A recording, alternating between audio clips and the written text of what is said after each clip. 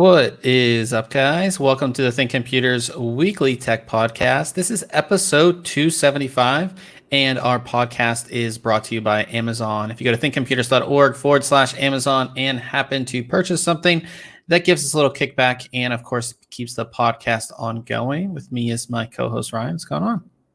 Not much. Weather changed here recently. Not changed. It's been getting warmer, but it's like it's been hot the last couple of days, so it's good. How about you? Yeah, I went to enjoy some weather today, right? Well, I mean, I'm in San Diego now, so every day is every day is great weather. Yeah, every day is great, which is like if you, and I don't even know if you get it. I guess you get it because I mean you get winter and stuff, but I mean in Pittsburgh it was like maybe there's 365 days in a year, maybe like 100 out of those days were nice, maybe. You know, it's cloudy, rainy, cold, whatever. But now it's like every day is so nice, and it's just that does like a lot for your for your mind, you know. So definitely enjoying that. I actually went to the pool today. My hair's kind of all is that why? And I'm sure I'm gonna I can feel it. You can't see it in the video, but like I feel warm, and I feel like I'm gonna have sunburn all over me. But you know. We'll see how that goes. Old Man is in the chat. He says, "Hey guys, what's going on, old man?" My feud with Amazon has ceased. No, it hasn't continued. It ceased so far. I've ordered like 3 more things, and everything has come. So we're good. So no issues with Amazon, but yeah, busy week. Kind of like the wrap up of Computex. We obviously have the 3070 Ti reviews that launched today, which is not really that exciting. We have some other stuff to talk about, obviously. If you guys want to follow along, we have our show notes page, which is linked in the description of the video where you're watching this, whether it's Twitter, Facebook, or YouTube. If you want to follow along, that gives you basically everything that we're going to be talking about this week. And we'll start off with the one review that I did get done this week. That was on the EVGA X17 gaming mouse. And every time I do this, I'm like, I'm going to have it. I'm going to have it. I wish I had it here. I'm like, wait, it's way over there. So I'm not going to leave and get it. But yeah, so I'm sure most of you guys know, and I'm sure, Ryan, you know as well. The big thing, probably the past almost 2 years, year and a half, has been lightweight gaming. Definitely. Like, that has been the trend. That's what people are getting. And like, I mean, I was converted. I don't know what mouse you're using these days, but I'm using the HyperX Pulsefire Haste. So, so that's a lightweight one as well. So like, I was converted probably like 3 years ago. I was converted to lightweight, but EVGA is sticking with being different. I think, again, especially when it comes to their motherboards, they're different. And they have released the X17. So they actually announced 3 mice. I think there's an X15, an X17, X20, maybe. I don't think the 20 is out yet. But this is like your more traditional large mouse, very geared towards FPS. You could use it for some other stuff, but it's mainly an FPS mouse. Sure. The big selling points of this mouse, one, that it has 3 different sensors, which I'll talk about, and that it does support up to an 8,000 hertz polling rate. So most mice, your polling rate is going to be 1,000 hertz. This does 8 times that. Now we'll go in and talk about that as well, because for a lot of people, that's not really going to be a justifiable option. Yeah, at least at this point. And only certain titles will support that and all that kind of stuff. So the mouse itself it's big. It's a bigger, very ergonomically, very ergonomic. And it's interesting because like most mice right here, you know, like it has like a ledge. Like this is like a ledge that overhangs the side. It is extremely comfortable. I have to say, I was very surprised at how comfortable it is. The palm rest and the buttons, they have a sort of like a soft tech. It's like not rubber. Soft touch plastic, yeah. Yeah, it's like a soft touch plastic, and then each side has this rubber with this kind of I don't know what you want to call that. Just like it's very like pattern, yeah, some sort of pattern. It's very, very comfortable. You can see how dramatic this mouse is if you look at it from the front. Yeah. But again, it's comfortable. It's not like you would look at this and be like, yeah, that's not going to be comfortable, but it's very, very comfortable in the hand. You have a total of 10 buttons. You have 2 main ones. You have 2 different buttons right here that can be programmed. Obviously, you can click the scroll wheel. You have one of the largest sniper buttons I've ever seen on a mouse. And then on the side, you have your back and forward buttons and some LEDs to let you know what DPI level you're on and all of that. Now, that silver, is that silver EVGA not a button? No, it's just, that is not a button. Okay, body. Yeah, yeah. Now, while I like the design and I think it's very comfortable, that sniper button, you physically have to. Yeah, no, it's not in the way. Or it's hard to access. Yeah, it's hard to access. So your thumb, if I go back up to this picture, your thumb's going to sit right about here. So you have to physically move it. Pull it away and pull it away. It's not like most sniper buttons you see will be in here somewhere. Like if it was like right below here, maybe, right, or something. You know what I mean? Like that's where so beyond, like I said, I liked the design, but that's probably the one fault of the design is that most people, especially if you're doing competitive gaming, you're not going to use that sniper button because it just takes too long, right? It takes too long to lift your finger up and access it. And it is, unless you're like, I mean, it would take probably weeks to get used to lifting it like that. You know, like it's very awkward at first. So, well, and that also like typically the sniper button changes your DPI setting, right? Yes. Yeah. Usually, right? So not only do you have to turn it on, you then have to turn it off when you're done, right? So you have to hit that thing twice. Yeah. To move in and out of those DPI settings. So, yeah. So like I said, that's the only kind of downside to the overall design. At the bottom, we have our main sensor, which is the Pixart PMW 3389. That is a very, very standard optical sensor for a mouse. We like a lot of mouses that we reviewed this year have it. 16,000 DPI, maximum tracking speed of 400 IPS. But there's also 2 liftoff distance sensors. There's one right here and there's one right here.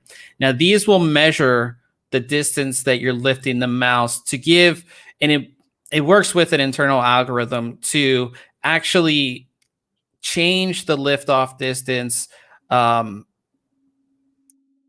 You can set it so it dynamically changes the liftoff distance, giving you a more accurate reading, if that makes sense. Does that make sense? Yeah, I think so. Because like when I move my mouse around, like I do, you may not notice it until you really pay attention, but like I move my mouse and I lift it up a ton. And, depending on like, if you're putting it down at an angle, right, you're not putting it flat down onto your mouse pad, right? That can affect your aim or whatever in the game. So no, I think that makes sense to have those extra sensors to be more accurate. So what you do is in the software, you like basically like register your gaming surface, whether it can, whatever you're using, mouse mat, mouse pad, just your desk. You add it in there, and then you can really fine tune all of that stuff, or you can just set it to be dynamic as well. So that's the one thing. And another thing, which we haven't seen in a very, very long time, on the bottom of the mouse, there's a magnetic compartment. In that magnetic compartment, you can actually install 5 5-gram weights. This mouse by itself is 106 grams, so that would make it 100. And plus another 25. Yeah, 131. So 131. So I'll show you those. Those are on the first page here.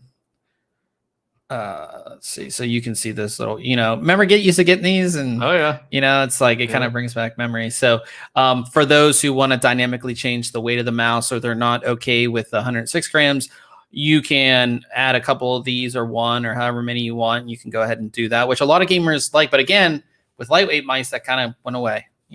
no dynamically changing the weight of your mouse. And then as far as lighting, obviously with anything these days, RGB, you have RGB here on the front, you have RGB on the mouse wheel, and then you have RGB on the palm rest.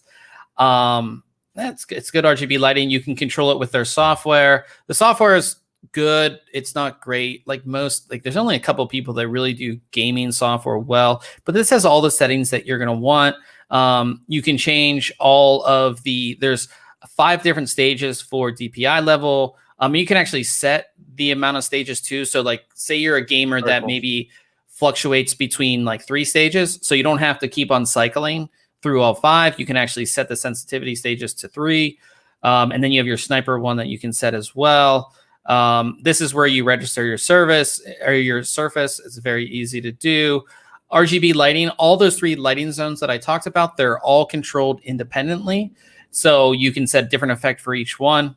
And you can fully reprogram the mouse, like as you should be able to with any mouse these days. Fully reprogrammable. There's a macro editor, all that kind of stuff. How's the cable? The cable's not bad. It's not a lightweight cable by any means. Which is fine, I guess, on a heavier mouse. Yeah, it's not as heavy as like say like mice from like 4 years ago, like that big braided cable. It's not like that, but it's not like the lightweight that you see on like the traditional lightweight mice. Sure. So it's kind of like in between, I'd say. Okay. So overall comfort. I tested this initially at just 1000 hertz because that's what most mice are, and just to test the sensor, everything was good. It's comfortable. Beyond that sniper button, very comfortable. I actually really liked it. And it would be a mouse that I would definitely use for sure. Moving up to 8000 hertz polling rate. Now, the thing you have to understand is like, even I had to like kind of read up on this and understand. So at 1000 hertz polling rate, that means that every 1 millisecond, your system's getting an update of their position of your mouse. So most mice, every 1 millisecond, your system's getting an update of the position. At 8000 hertz, the interval's 0.125 milliseconds. Now, the biggest thing is like, you can't just set this and like it work, right? Okay. The whole idea of 8000 hertz is that is theoretically what the mouse will, that is the max, right? So I'm trying to like explain this so it's not so hard. So say you have say you're driving to the airport and there's a thing, the height where you're driving, it's 10 feet. Like, so you can have cars that are 4 feet, 5 feet, 6 feet, but 10 foot is the maximum. Yep. Yeah. So 8000 hertz is the max, but the only way you'll achieve 8000 hertz is if you're actually moving the mouse enough to have that many pixels of motion that you'll transmit to your system. Okay. On top of that, this is something that is going to be taxing on your system. For 8000 hertz, it's really recommended that you have a CPU that's at least 6 cores. Wow. It's because you're reporting a lot of data very, very fast. Most people aren't on Windows like 7 or 8, but that won't work because the report rate on that version of Windows is not fast enough. And it, like, if you're like a low DPI person, like 600, 800, you're not going to utilize that. So this is really recommended for higher DPI settings and things like that. Obviously, you need to plug the mouse into a USB 3.1 port and above as well. So just keep all that in mind. Now, I tested it, and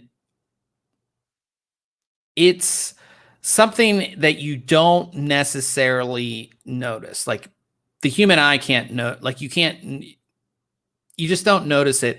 Maybe I felt that things were a little bit smoother, but I could just be saying that in my head as well. right? I mean, to me, this seems like it's mostly a response time. Yes. Right. So like, if you're able to like visually see a target on the screen move or whatever, and you're moving your hand to move that mouse, like if you're doing it just 1/8 of a millisecond faster, right, it will be able to recognize that instead of waiting until that full millisecond comes up to register that movement. So I can see where it'd have advantages, but man, like that's nuts. Yeah, and there's a lot of games that don't support it yet. You need a lot of games have a setting called like advanced, I forget what it's called, but you would see it in the game. It's actually in the game settings, because most games aren't traditionally made for mice with this faster report rate, and you have to enable it in the game. There's only a few games that will support it. People have run into lag issues, stuttering, like there's a lot, because again, it's a taxing process on your system. So a lot of people, I mean, you can set this to 2000 hertz, 4000 hertz. I mean, a lot of people are saying like, I'll run it at 4,000, like in the middle, like at 4000 hertz. Sure. Less, because again, when you're gaming, and you're taxing your CPU more, that's going to affect your game performance. And we don't want to be cutting off FPS from our games, obviously.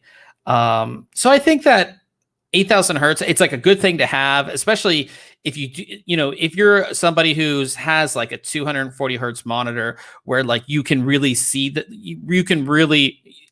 difference. In response time really matters, and you're a serious gamer, I think that it's something good to have. But I don't think it's bad to have either, because it's kind of like a future-proof thing. I think that as things evolve and going down the line, it's like having that 4K monitor like 5 years ago, right? Like you kind of ahead of the game. Like ahead of the game. And it's not, I mean, this mouse is only $68.51 on Amazon right now.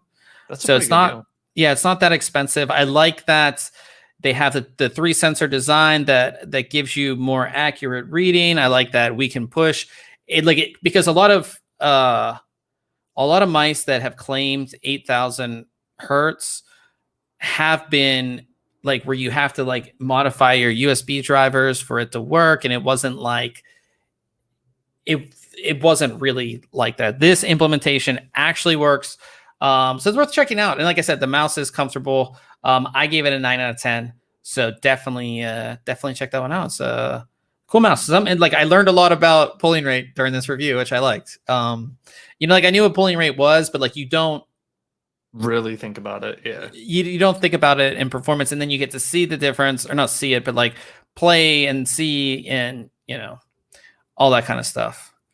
Old man said the silver EVGA should be a button. It is taking up a lot of space, but like that would be dramatically hard to use because it's on the side and it's so far forward. Like if we look at it, it's so far forward and it's angled that if you could like click it with your, like, instead of it being a button that clicks in towards the mouse, like if it was another button you could hit with your left mouse finger, right? Yeah, to like click down. Maybe.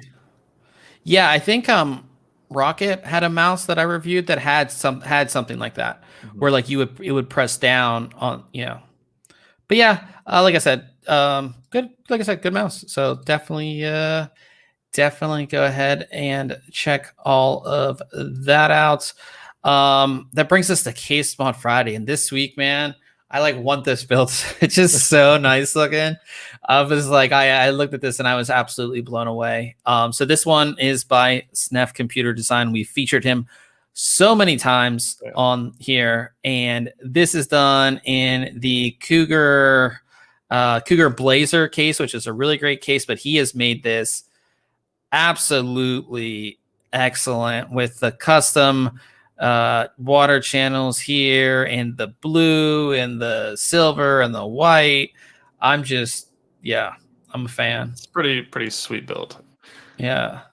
It's just like all the lines are just perfect. With the components that he's used, you don't this is I don't know if this board, I'm pretty sure this board is the water cooling board. If not, this is like the actual monoblock for the board, so you really can't see much of it. Even like the the radiator is kind of hidden back there, and then you like just almost I like that cutout on the motherboard plate, like for the 24 pin, where it's just kind of like peeking through. Yeah, and just like disappears behind.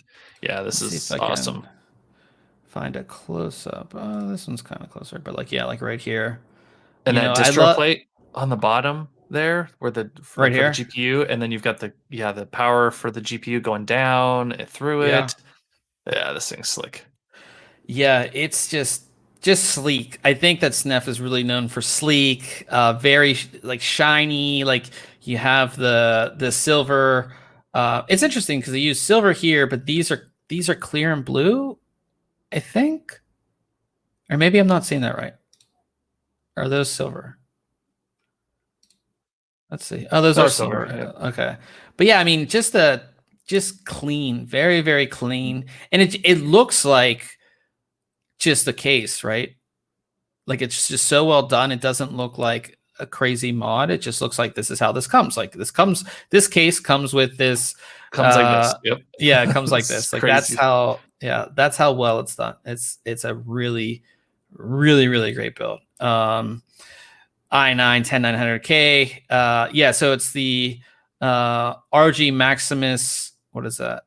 13 Extreme Glacial, RTX 3080 OC, ROG Thor 1200 watt power supply. I mean, this thing is just EK water cooling. Yeah, I'm definitely a fan. It's a nice build. I do love that memory too.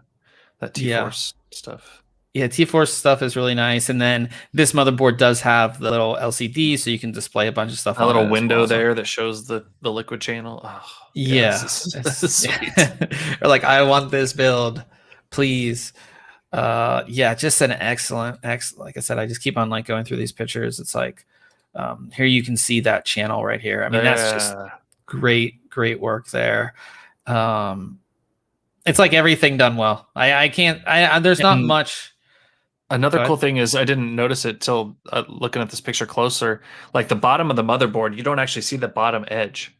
It's like it's down a little bit behind that distro plate. So like all your USB headers and all your like ugly cables that we still have to connect like in a real build like would be hidden with this. So that's pretty cool too. I said it's just I'm trying to find anything that I could be like critique about it, but there's just not. I don't really know that there is. Honestly. Yeah, it's just like one of those ones because every time like you and I are both like, oh, I wish they would have done something a little different. But yeah, no, this was awesome. Don't see it. So definitely check this one out. Shout out to SNEF Computer Design. He does excellent work, and this is probably going to be one of my favorites of the year. I have to say, it's just so well done. Yeah. So yeah, so definitely go ahead and check that out. I'm getting hot, man. It's like hot in here. It's like I feel like I'm gonna get red more. I'm gonna get more red.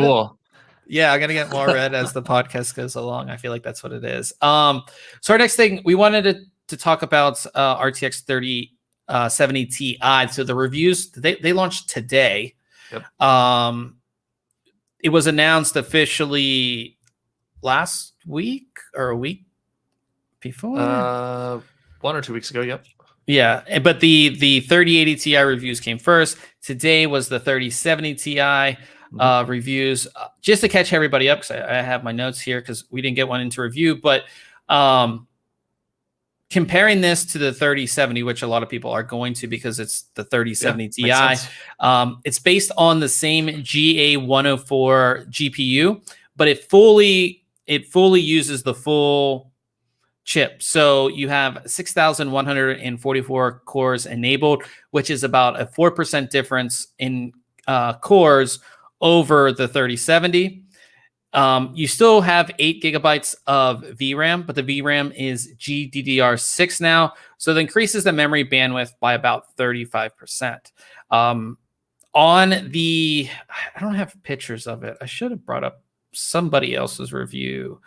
Let's see who do you think has a review of it? Yeah, I'm sure. Tech Power Up has a Founders Edition review. Yeah, so they changed the cooler. Yeah, I'm on Tech Power. So they changed the cooler as well. So the cooler on the Founders Edition is a little.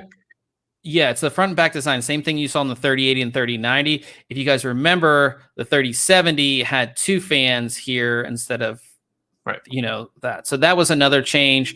It uses this. Well, the Founders Edition uses that stupid connector, which I'm not a fan of because they put it in such a weird position. But beyond the Founders Edition, that's kind of the big changes, and it is $100 more expensive than the 3070. So it is $599. The 3070 is $499. I read a bunch of reviews today of all the different cards because there's AIB cards launched today too, so you can pick up stuff from Asus, Aorus, MSI. I mean, EVGA, like everybody has cards. Basically, about a 5% difference in performance over the 3070. Just don't see the point for this card at this point. Nope. At this point, I don't see 5% performance is not. If you traditionally think about TI cards, they're not 5% better. No. Where I think this card makes sense is if you've been planning to build or buy a card, right? And you just haven't been able to, and for some reason this card is available, either like a Founders Edition. I don't think that these aftermarket third-party cards are going to be worth the price increase for them. But if you can find a Founders Edition card at MSRP, I think it's worth it because there's nothing available otherwise, right? And if you just happen to find one of these, it makes sense. Outside of that situation, I don't think it's worth it. Yeah, but the thing is, it's like they're kind of. I think a lot of people would rather appreciate more 3070s in the marketplace. More 3070s, more 3060s, absolutely. Yeah, with the GA104, like we don't need another SKU that's going to cost us $100 more. That's going to give us 5% more performance. Why don't you just make more 3070s? Yeah, make more 3070s. Like, let me go to Best Buy and find one on the shelf, which would be impossible. Yep. But you know what I mean? It's like, and again, like you said, availability, you're not going to be able to buy these. I mean, we saw it. Like, you're not, I've seen stuff on eBay already on these, and they're just, yeah, the price premium that you're most likely going to end up paying is not worth the performance increase. Yeah. So that's kind of all we have to say about. I mean, like, obviously we don't have one, so we're not like, I can't go into great detail. But I just think that the 3080 Ti and the 3070 Ti are just like flops. Yeah. And like, I wonder the NVIDIA marketing people, because you see like almost all the reviews are bad per se. I mean, especially like the YouTube reviews are bad. Are they just sending them to get like to be shit on?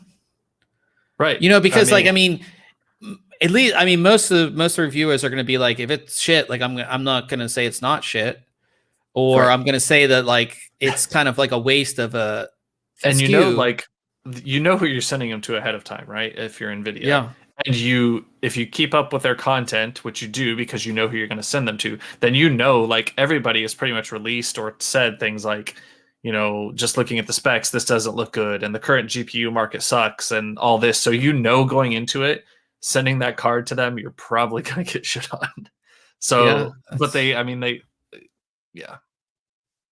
I don't know what their alternative is other than, like you said, just, hey, we're going to focus, instead of making another SKU and bumping this up, we're going to make more 3070s at a more affordable price to get them into the hands of more people. Well, not even more affordable. Like, just, I mean, if they would, not necessarily more affordable, but at the price of a 3070, right? Do you think that this was just like, we need something for Computex, we have nothing else?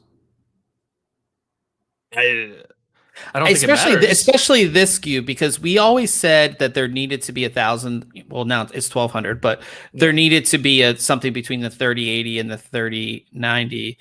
That one made a little bit more sense in that respect, but this just doesn't add up. Yeah. I mean, I guess, but you got to have something, but for what? Because availability still is horrible. So announcing products there just kind of sucks right now. Yeah. Old man in the chat, he said, I'd love to have 2 more sticks of matching memory. Prices have gone up since I bought the first 2. Yeah, there's one, we have global shortage on basically all electronics. 2, there was just a story that I was reading earlier today that I think it was SK Hynix, like a bunch of their wafers were bad and like they're trying to downplay it, but it's like 240,000 wafers are bad. So that's obviously going to affect pricing as well. Yeah, especially when it comes to memory. So yeah, it's just a bad. Like we've been talking on this podcast for months. Like, oh, it's going to get better. It's going to get better. Like, oh, everything there's always something else adding on to the pile. Yeah, it's like everything is because of the pandemic, and then not that the pandemic's over, but it's like, things are obviously better when it comes to like supply chain now. But then we're like, okay, we still have a massive shortage. The scalpers have only got worse. The crypto stuff has only got worse. Now you have like I saw too that there was a massive fire at some chip plant in China or something. It's just like, and like those massive plants. Like if anything goes down for like an hour, like that affects so much. And that's what all of this is leading up to. Not just in technology products, but like so many other aspects of like shortages around the whatever product market it is. Lumber, cars, the chips, everything. Like it's that just in time manufacturing where if there's a kink or a screw up somewhere in that line, it can just have these chain reactions and it just can grow and grow. And especially if you have more than one issue, right? It's just a mess. There's no easy alternatives to get out of it, unfortunately. Yeah, so that's just it's just a bad time. But AMD did announce new graphics cards, not of the consumer variety, but they did announce their Radeon Pro W6000 series based on RDNA 2. You have the Pro W6800, the Pro W6600, and the Pro W6600M, which is for mobile or laptops. It's good to see, but it's like, we don't really use professional graphics cards, and I'm sure most of you guys don't either. But we have all the specs and stuff if you want to check them out. But yeah, just the same blue design. Nothing much really new with their Pro cards. They're keeping it to the blue design as well. So you guys can see what the 2 different cards look like. One's a little thinner than the other. Or those where they have multiple, like 6 micro display port? Yes. To their connections. Wow. Yeah, that's what that looks like. Cool. Pretty crazy. But yeah, that's all enterprise and professional graphics stuff. But those were obviously launched this past week. And then a really interesting story talking about mobile graphics cards is that apparently Dell put out their Alienware M15 R5 with an RTX 3070. And who's this guy? The one reviewer, Jared's Tech, who's a tech YouTuber.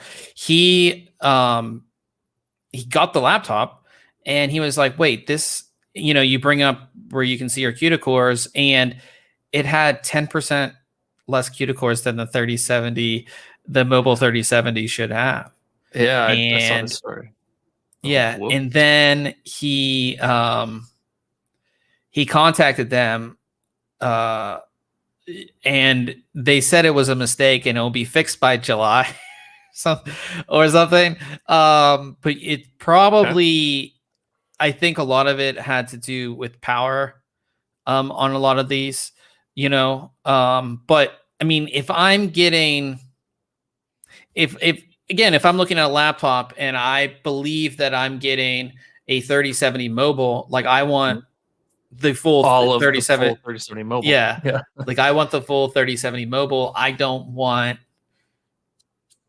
and it was like, again, it was a BIOS, VBIOS that did that. Like, you know what I mean? It wasn't just like, so yeah, they definitely did it. And like, you can see it performs lower than a bunch of other laptops that have the same card. Yeah, I mean that's like them putting in a a quad core processor or whatever, but only enabling 3 of the 4 to get you better efficiency, right? No, that sucks. Yeah, so interesting. We have his video in the article if you want to learn more about it, but it's just like another thing. It's like these companies, like, seems like every like 6 months we see one of these things where like a company is just trying to be shady. Yeah. And trying to get away with it, right? Like, well, the thing is that there are ones that NVIDIA made it like a thing where like you have to list like the details of the GPU. You can't just say 3070. Like it has to say like the power. Like they made that a thing now because I don't know if this was going on, but like Dell was one of the companies that like just didn't tell you. So that tells you what you need to know right there, I guess. More Computex launches are around that. NZXT, they released another motherboard. They released their N7 Z590. So we have seen the N7 boards from NZXT. I mean, we talked about this when we reviewed the other ones. I mean, these boards are nice, but again, it's like, is it a BioStar? That's what I was about to ask. Was who did we determine was the OEM on these? BioStar, I feel like it was BioStar. Was it BioStar or ECS? I don't know. These, especially with the feature set of other motherboards now, like I look at this and I'm just like, compared to an Aorus ROG and MSI, like, yeah. But these make sense for NZXT's pre-builts. These make sense for first-time builders who like. I mean, NZXT is a massive brand now. Their recognition is huge. A lot of first-time builders have all NZXT parts, and this is going to go well with that NZXT AIO that you're buying, with that NZXT case that you're buying. Yeah. You know, so I see where all that makes sense. Yeah, I don't know if they have a price. $279.99, so about average for a Z590 motherboard. But yeah, available with the dust covering or heat covering, whatever you want to call it, black and white. Well, we don't have a picture with the full black one, but it's fully covered down here. So both black and white versions. One thing that is nice about these is if you're doing any modding, you can fully take all of this off and paint it. So if you wanted to do your own design on here, it's very, very easy to do that. So I don't remember what motherboard was used in that case a while back that had like all the stickers all over it, but this would be like a perfect board for that to like get some more surface perfect area. Canvas. Yeah. So NZXT put out that board. And then this is something we haven't seen since CES. Nope. So Intel did announce their NUC 11 Extreme Kit. So if you remember, I'm sure you remember the NUC, the next unit of computing. I'm pretty sure that's what it's called. Yep. They were like these like little tiny boxes, like extremely small, great for. They did make a few. Like I remember Gigabyte had their Brick series. Like there were a few that had like mobile discrete graphics, but most of them were like just little internet boxes, or I mean, you could do a lot of cool stuff. Some of them had a pretty nice processor. It was like, graphics though were definitely typically lacking. Yeah, it was usually just an Iris, whatever in there. Yeah, so they announced this new NUC 11 Extreme Kit, which is bigger. It's like this thing. It kind of looks like, it almost looks about the same size as like an external GPU enclosure, with their skull logo on it there. This is called the Beast Canyon NUC. Will feature 11th gen Core i5, Core i7, Core i9, H-series processors. It's the first NUC to support full-length discrete graphics. And then somebody posted this picture, which I think is the inside of it. So it uses that. That's that compute element piece, right? Yeah, that's how they're doing this. So the compute element would be here, and I assume the compute element would have your CPU, maybe NVMe and your memory all right here, and then looks like your GPU is going to go right here. I like this. I wonder about heat and everything like that. But I mean, and this is a Core i9 11900 KB. I don't know the difference between that in the like the 900K, but yeah, but that plus you know, a 3080, the 30 whatever that they're gonna put right there in this small form factor, something that you could basically put in a backpack, right? Yeah. I like it. Impressive amount of power. Yeah, it would be interesting. At first, it looks like that one image looks like you've put the Beast Canyon, the Nook, inside of another case, right? It looks like somebody slotted in another computer inside of a case, but it just has that kind of daughter board, or I guess whatever you want to call it there, that connects the interface of the GPU to the rest of the system. But yeah, it's pretty cool. I like it. I think that if like we saw Razer have their own little deal with this, I think that, and that was like the first implementation. I think that in a couple of years, or maybe even like CES in January, we'll see a lot of pre-built, like a CyberPower, have these, because I think that a lot of people do want that small form factor, and you haven't necessarily, I mean, you can do it with ITX stuff, but I think this implementation is going to become popular. I could be wrong, but I think it will become popular in the future. So cool stuff to see there. And here's talking about Max M1. We've talked about it. I've raved about it. The M1 has just been great. Has been great for Apple. It's been, I mean, going from an Intel, or even there were some AMD SKUs for MacBooks and MacBook Pros, going from that to the M1, which not only was extremely more powerful, you know, say you bought like a MacBook like 2 or 3 years ago and you got an M1, it was like night and day performance wise. Not only that, it's efficient. It's so much more efficient than the Intel chips. So they've been crushing it. So Mac shipments have grown by 35% in the US. That's during Q1. You know, huh? Yeah, during Q1. I don't know what that does surprise me too, with the issues we've seen in the supply chain and getting electronics. Like, because Q1 of 2020, like, we didn't really see anything slow down or change until late March, April, right? Yeah. That was really when things changed. So I'm surprised that it's up 35% in Q1 of this year. That's kind of crazy.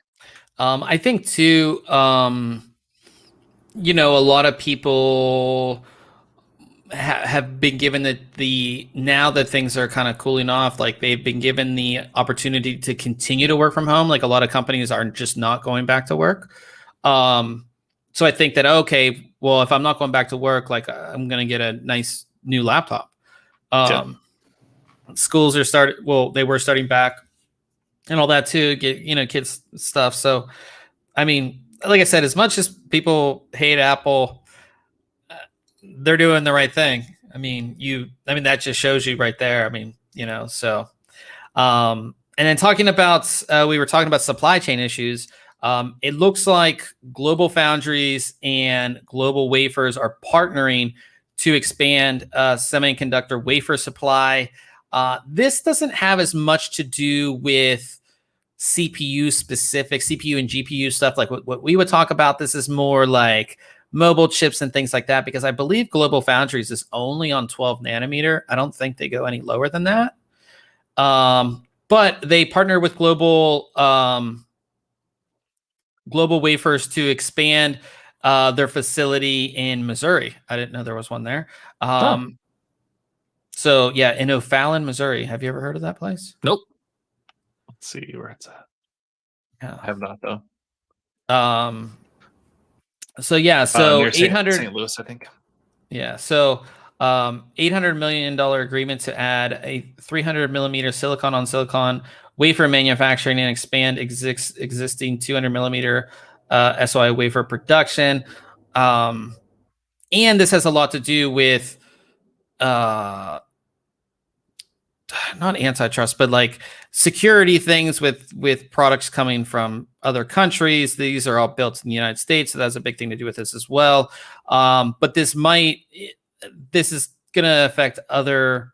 It's not gonna affect as much again, like the stuff that the CPUs that we want to get or the GPUs that we want to get, but it will alleviate some of those responsibilities from some of the other companies, if that makes sense. So yeah, good to see. And good to get some jobs there. I assume if they're expanding, there's gonna be a lot more jobs in that area. So pretty cool to see that as well. And I sent you these last week, and I thought you were talking. You didn't see much at Computex that you liked, but these were announced. These were announced last week. So EK announced their Nucleus closed loop liquid CPU coolers, fully closed loop. So some of I think the original EK AIO, you could like add stuff onto it or whatever. This is fully closed loop, which I think that I know AlphaCool does the one where you can add stuff to. I just think that that's like messy. I don't think a lot of people really take advantage. Like, I don't see people. I don't think so. I mean, I see the benefit of it, but I just don't. I'd be curious to see like what their adoption of that is. What I don't like about these, I mean, I do like them because they've got the screen on there, but man, I swear, like in the other image that shows the font with the temperature, you would think that that's an NZXT. Like it just looks so close to some of the default settings on the NZXT Kraken Z series that but I mean, it's an Asetek, or is it an Asetek? Is it? Design? No, I don't think. I mean, this is EK. Is it their design. own? I mean, I guess it is theirs, but it just looked so much like a Asetek design. I guess. I mean, here's the. Let's see. I mean, I think they look very nice. That's cool. Yeah, I know. I like them. Obviously EK quality, like I'm almost positive it's not like an Asetek design, it's their own. So I mean, EK is one of the top water cooling brands, so I think that this is, I like them. They had prices. I think like they make like a bunch. There's 122, 40, 360. And then there's a difference between the Vision. So the Vision, so they're calling them Vision, isn't that what NZXT called theirs? Their fans? Something I heard somebody called something Vision with like a screen on it. NZXTs were just the Kraken. Okay. But in any case, the Vision ones are the more expensive. So the ones with the actual screen here would be, this is in euros, so 209, 239. So US price should be somewhere around there. I like them. I think they're cool. They said they'll be start shipping by the end of September, and then the Vision series will be in October. So right in holiday season. So pretty cool. I like those. I'm a fan. So let's see what else we have. And then another mouse thing. Glorious PC gaming race. Obviously, they're known for the Model O, and then more recently the Model D, which is the more right-handed ergonomic mouse. They have announced a wireless version. Every company, just like this that I'm using, the Razer Viper Ultimate, lightweight wireless. They're all going getting in on that. They're all going lightweight wireless. So Glorious PC Gaming Race has come out with their Model D wireless, 71-hour battery life. It does come with a 2.4 gigahertz adapter, so it's not Bluetooth. So it's going to, you're not going to have any connection issues. 69 grams. It's not bad. Yeah, looks nice. It does not look like it has the charging base that the MSI one that we reviewed or the Razer Viper Ultimate. It doesn't look like it has that, but it looks like you have that's a Type C port. Type C at the front for charging, which is fine. All of the I reviewed both the Model D and Model O. Incredibly comfortable. Pretty cool. Old man says wireless mice are getting much better, and I totally agree with that statement. Yeah, like for the longest time, I would say within the last 6 months, really, is when I would have actually considered like a wireless mouse to be on par with a wired mouse as far as gaming goes. You've got the, everybody moving over to 2.4 gigahertz dongles and connectivity for the mouse, which is a vast improvement over previous items. You've got lighter weight batteries in there that recharge and make things a lot easier. The lightweightness of a couple of these is much appreciated right now. So I think everybody's on a good path. They said that they have a new BA. I don't know if that's supposed to be like what BAMF means. Uh-huh. Yeah. But the sensor was created in collaboration with PixArt, which we have seen because Corsair has their own a lot of their own proprietary PixArt sensors as well. But it's made to be lightweight. The sensor itself. So yeah, that's 71-hour battery life is pretty awesome. Yeah. Hopefully this one, unlike the MSI one, hopefully this has a auto power off feature, because the MSI one that we reviewed did not. So yeah, so pretty excited. $79.99, which I think it's fair. The ones that have the charging base are around 100, and the Razer is 125. So yeah, I say it's a fair price for what you're going to get there. So yeah, we'll see whenever that one becomes available. So you get one of those into review. And then the big announcement this morning, I was kind of pumped. I was actually pretty pumped watching the trailer for this. So we talked about it last week. New Battlefield game was set to be announced today. It's Battlefield 2042. I'll play the trailer so you guys can see it on the screen. It was a long video too. 5 minutes. Yeah. 5-minute trailer. What was the one in the future? Was it Battlefield 2142? Yes. That's what I thought. I was like, are they Battlefield 42, right? 1942, yeah. Yeah, we've had 2142, and now we're getting slightly in the future Battlefield 2042. So yeah. There's some craziness here. Yeah, there's so much going on in so this. Intense, yeah. The biggest thing, I think the two biggest takeaways for Battlefield, obviously, massive maps. And the cool thing about the massive maps is that you're going to get 128 player multiplayer on a big ass map like that you're seeing there. I'm pretty pumped for that. But I was disappointed that there's no traditional single player.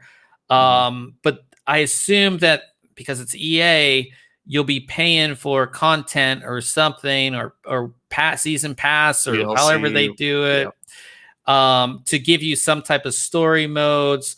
They announced the two modes, the traditional. I forget the name of the two modes, but there's one mode which is like the massive battlefield, like the 128 player massive map, and then there's something like you're kind of seeing here on the screen, which is more like a 5-player unit type thing, but it's not a battle royale. It's so your standard matches like you used to have. Yeah. So you'll have that. No word on battle royale or anything like that yet, but there's a lot of different maps. Like as you can see, we were just like in a warehouse, and now we're like in the Arctic. There's one in Egypt, I think that's featured on here. I'm pretty excited, and this is 2042, so in the slightly near future. A lot of cool stuff. You saw the wingsuit guy. You saw robots. You're going to see advanced tanks. You're going to see lots of There's some jets in there. Yeah, lots of vehicles, lots of cool stuff. I'm pretty excited. It is going to be built for PlayStation 5, Windows, and Xbox Series X. There will be a PS4 version, and what's the Xbox Series S is the other one, but those will only support 64 players in multiplayer. That makes sense. Yeah, we have you can check out the website. You can check out the trailer. I'm pretty pumped for it. I would be interesting to see if they're going to be using like any type of GPU tech, like they've kind of always partnered with NVIDIA, Yep. No, there was just some craziness here. Like, and Battlefield, like Call of Duty in the past has kind of been that like shenanigans trick shotting game, right? But there's some stuff in this, like in this scene with this pilot with the jet, where he hops out and with a rocket launcher and shoots the other jet down and then gets back into his jet. Which I was like, well, that's completely not possible. Yeah. Did this thing just like hover there for him to see? It's just like kind of hovering. Yeah. Which I maybe. Like, oh, wait. Let me. Oh, here we go. And we're off again.